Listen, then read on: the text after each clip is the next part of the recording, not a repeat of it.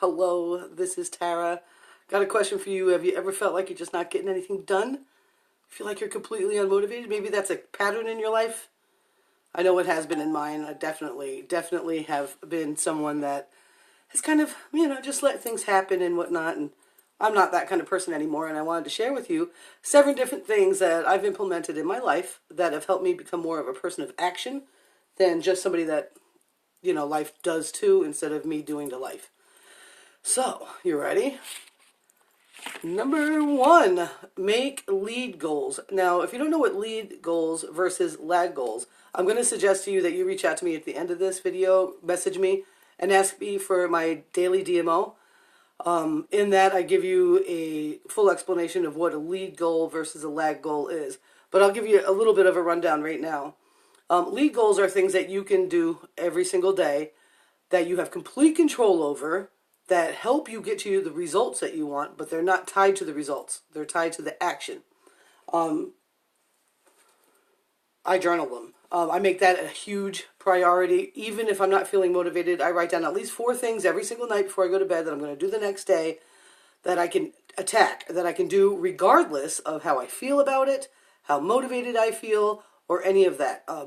The part of that makes it very powerful is if you attach those lead goals to big lag goals, to the things that you want to do, the impact you want to make on the world, on your own life, the kind of car you want to drive, the house you want to live in, the husband or wife you want to have.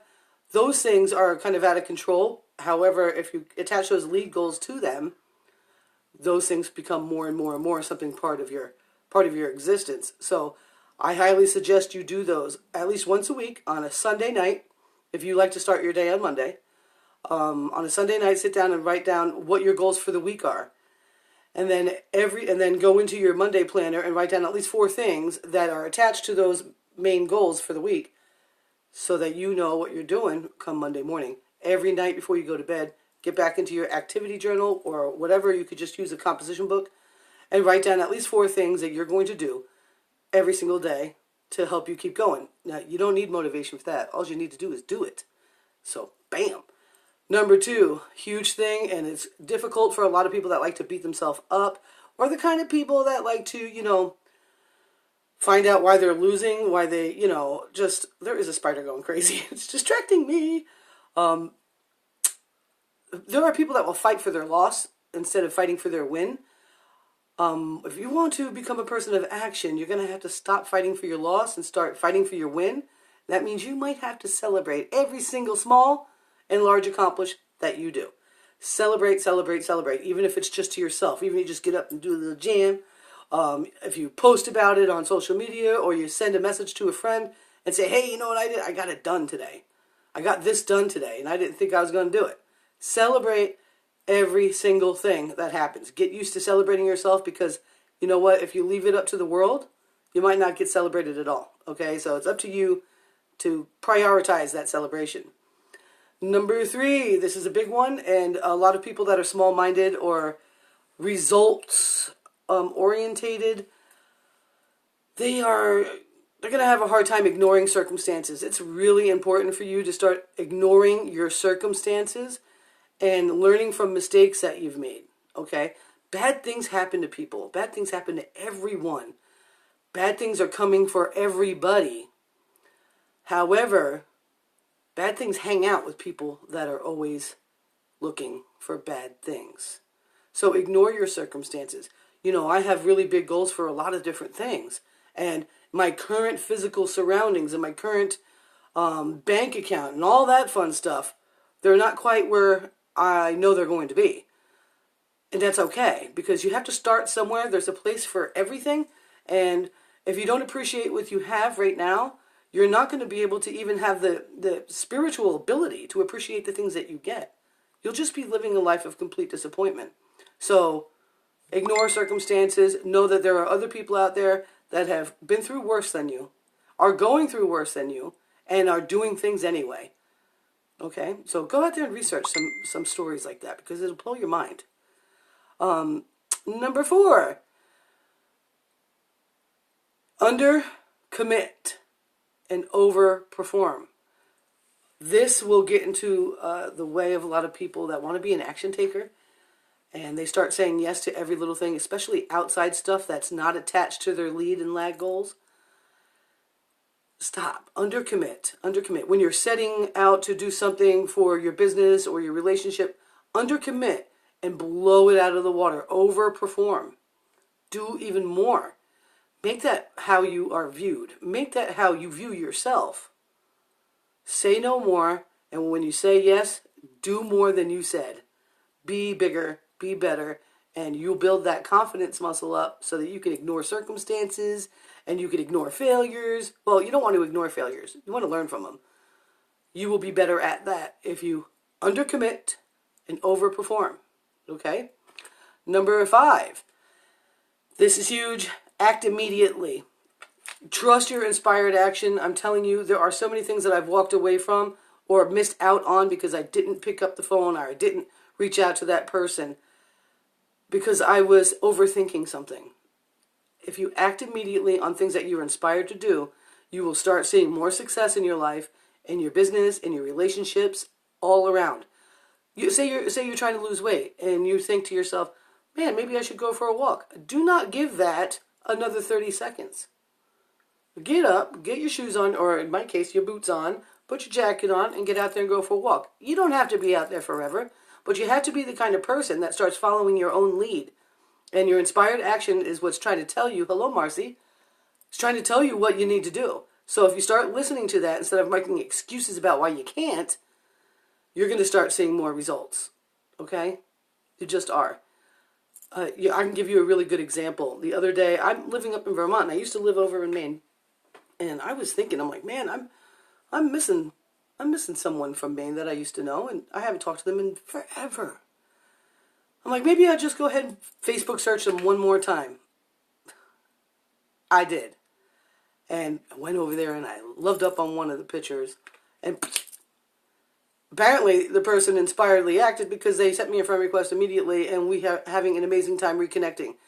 Don't put your happiness aside because you're afraid of, being a person of action. So start acting inspired. I'm not saying impulsively, but inspired. If you're inspired by something, go do it. Go do it. Your life, your future self will thank you so much.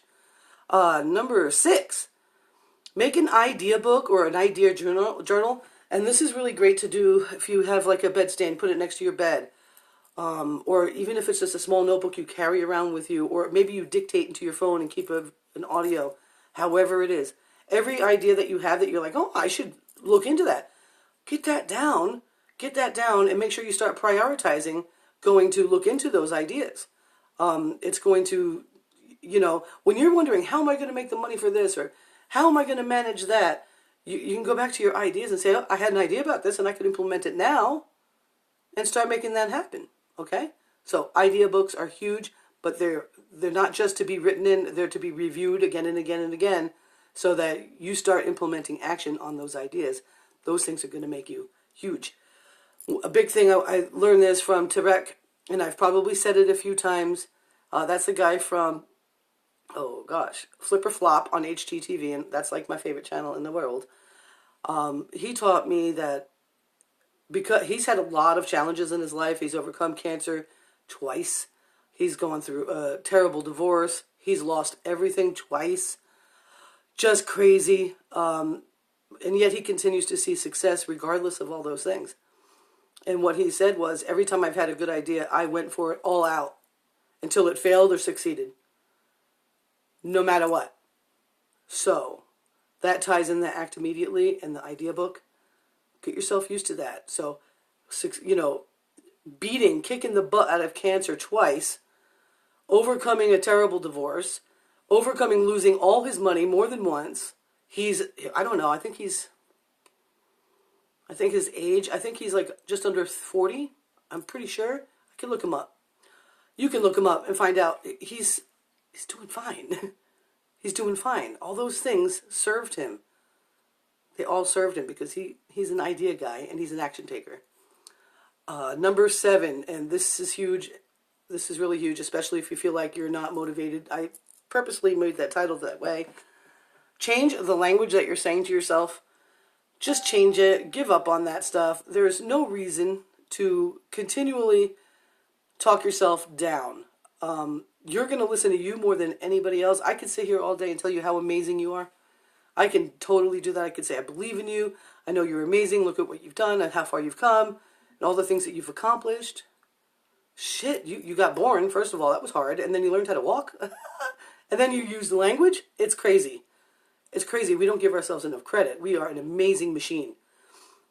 But if you're going to constantly say to you, I just don't feel like it today, or I'm sick, I have a cold, I don't think it's going to work out, or oh, I don't know, maybe that person's going to hurt me, or oh, maybe that person's going to say no and I won't expand my business, or oh, maybe that client won't like the product and they'll decide to not buy it. Stop. Cut it out. Assume the best. Assume the best. I am healing versus I am sick. I am healing. You're a healing machine. Your body does amazing things. I am healing. I'm going to reach out to that person. If it's not a fit for them, that's okay. It's going to make room for someone that it is a fit for. Well, my product's amazing. If that person chooses not to use it or buy it or take it, there's nothing I can do about that. That's not on me. I just move on and find someone else. I go bless someone else.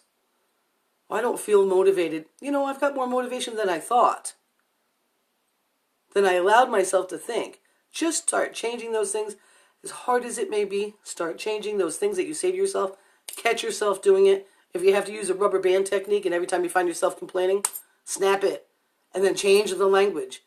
And your life's going to come together. And you're going to be that person of action that people are going to look to and say, what? How did they do that? Or they're going to be the people like, how did they become a success overnight?